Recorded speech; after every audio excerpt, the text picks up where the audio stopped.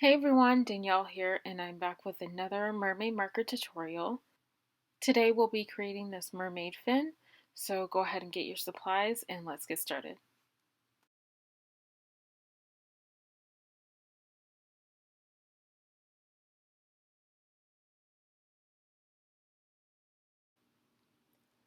We're going to go ahead and start with a notch at the top and the bottom of where our tail is going to start and end.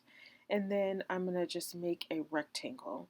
And the reason why I'm making a rectangle is for one, so I can get my sides even, and two, so that I can give myself parameters for how large it's going to be. At the top, I'm just going to make a triangle. Her hips are going to start at the top of the rectangle, and then I'm just going to taper down her fin towards the bottom.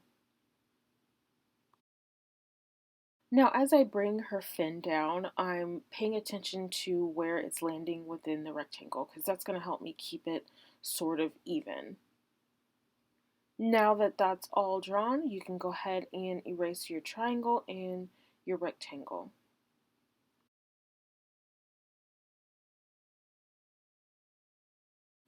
At the bottom of the fin, I want to start with a point. And I was looking at a betta fish for the reference here, and if you hop over to my blog, or if you're watching this on my blog, you can see in the photo um, where I'm referencing that. Now I'm just extending that left side down, and I'm just going to make nice organic swooping motions. This is almost a bit how I make hair. I kind of just give it a lot of free form. I make sure to keep looking back at my reference photos so that it doesn't turn out like hair because that's what I'm used to drawing. I'm not used to drawing mermaid fins or fish at all, but I just kind of come out from the side and then come down and then make a point.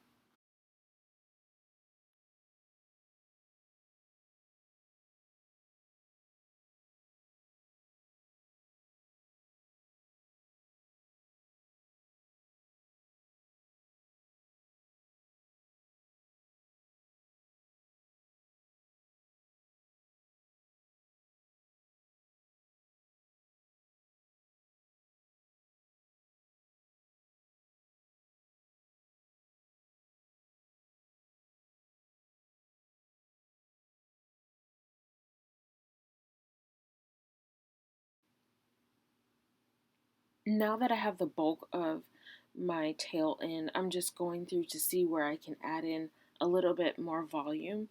So here at the bottom, I'm just filling in those gaps with more swirls and frills.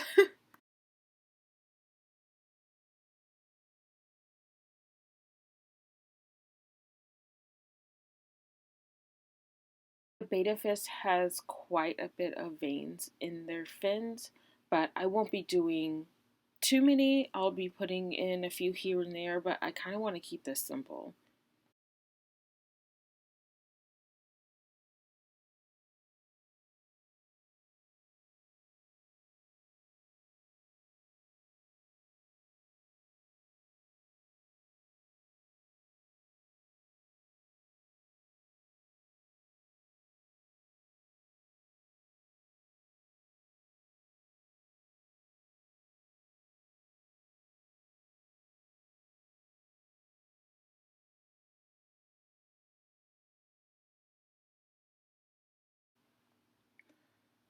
For her side fins, we are going to keep those really simple. I'm just going to bring a line down from her hip, and that's going to come down to a point, and then I'm going to bring that back up to her side. Now I'm going to do the same exact thing on the other side, and I'm just making sure to keep my pencil kind of loose and flowing so that it stays really light.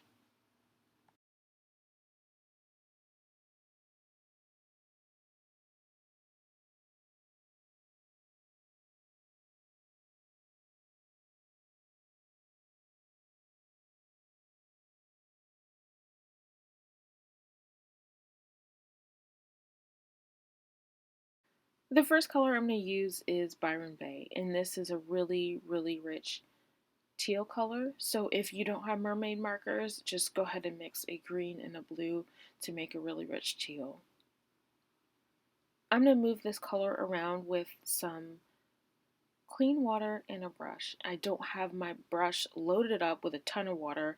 I blotted it on a paper towel before I took it to the paper, but this will help give a lot of texture to our painting. Now this first wash is going to be really light, so I'm just dragging the color down into her fins.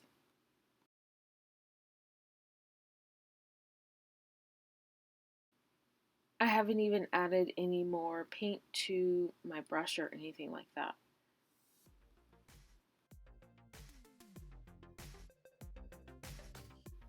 This is actually my second attempt at trying to paint this mermaid fin and get this video recorded. Um, the reason I'm saying that is because I don't want you to think that I just wake up every morning and just paint something and it turns out great, because that is not the case.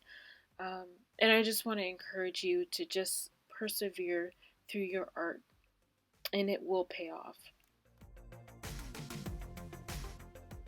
The next color we're going to use is Seaweed, and this is just a really bright green. It's almost like a lime green, and I'm just going to put those in a few random areas and then get my brush with a little bit of water in it and move that around.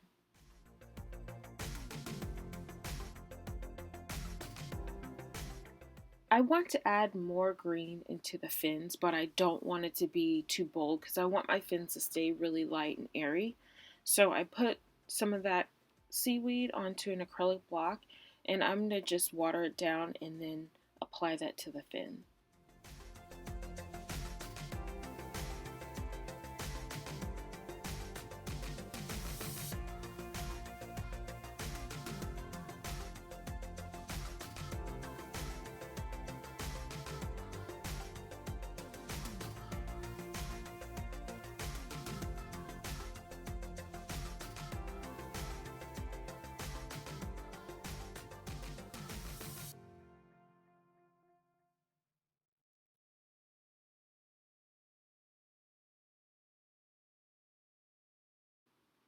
Whenever we add new color in, it will move the old color around. And if you get any hard edges that you don't like, you can use your wet brush to kind of soften that up. I don't mind a few hard edges, but I do want to keep it fairly soft.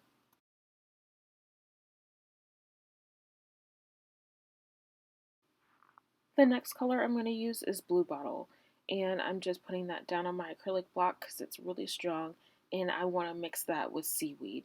And this color combination is amazing. You have to try it out. I'm just going to put that down on her side fins, and then I'm going to rinse out my brush and blot it a little bit so that I can blend that color out. And this allows her fins to stay very light.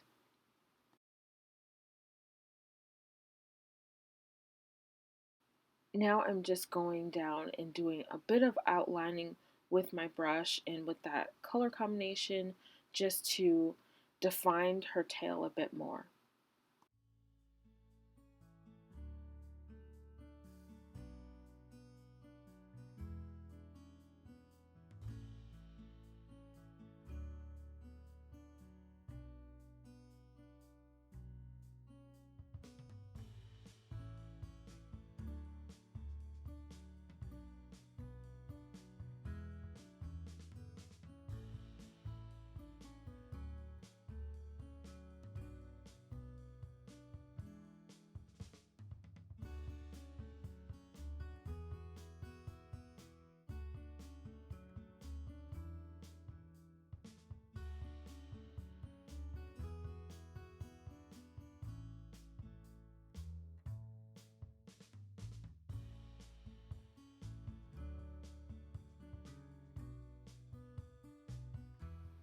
Now I had to bring in Jellyfish. This is my favorite color.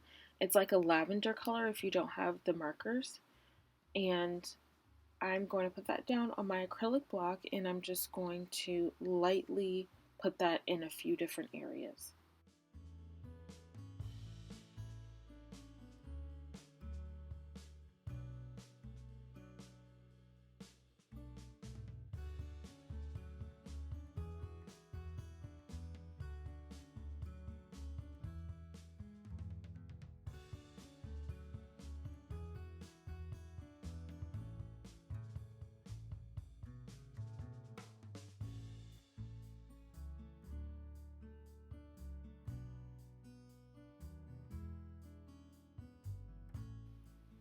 I'm also going to take a little bit of that Byron Bay and go back in and put that in a few different areas as well.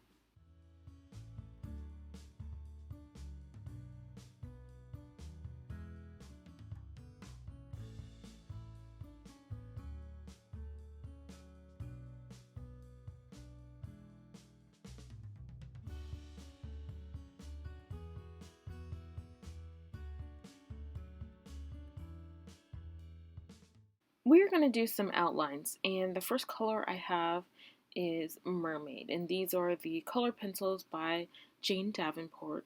You can use a teal color if you do not have these color pencils.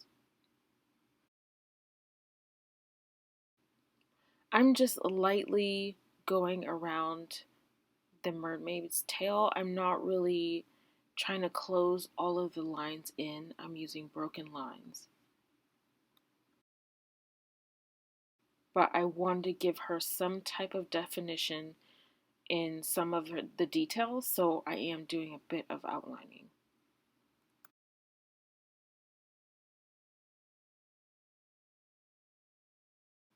Normally I use a black pen for this step, but I feel like the color pencils really keep it very soft. I did want to go a bit darker, so I chose the color ink, and this is just a dark blue, and I went over some of the lines that I made previously.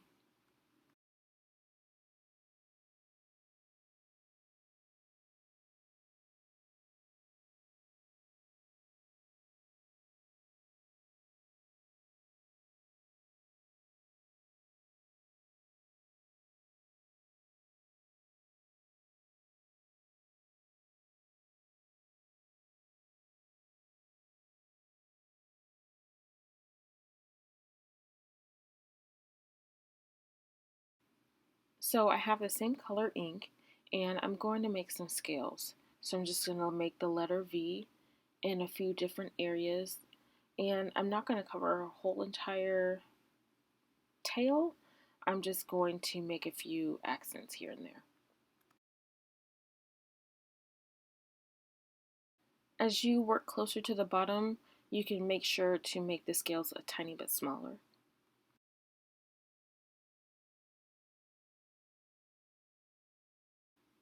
I have my Uniball gel pen, and I'm just going to use this to do a bit of reflections on the scales themselves.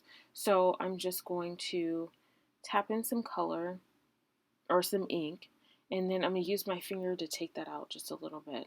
If it's too bright, you can just use your finger to dab it out. I'm going to leave a link below for my website newsletter, and I send out newsletters about 2 to 3 times a month, and they will have YouTube video updates, blog posts, when I have new classes. So if you click that link and sign up for my newsletter, you'll get those emails to your inbox. So that is pretty much my process. I hope you enjoyed this tutorial. Thanks so much for watching.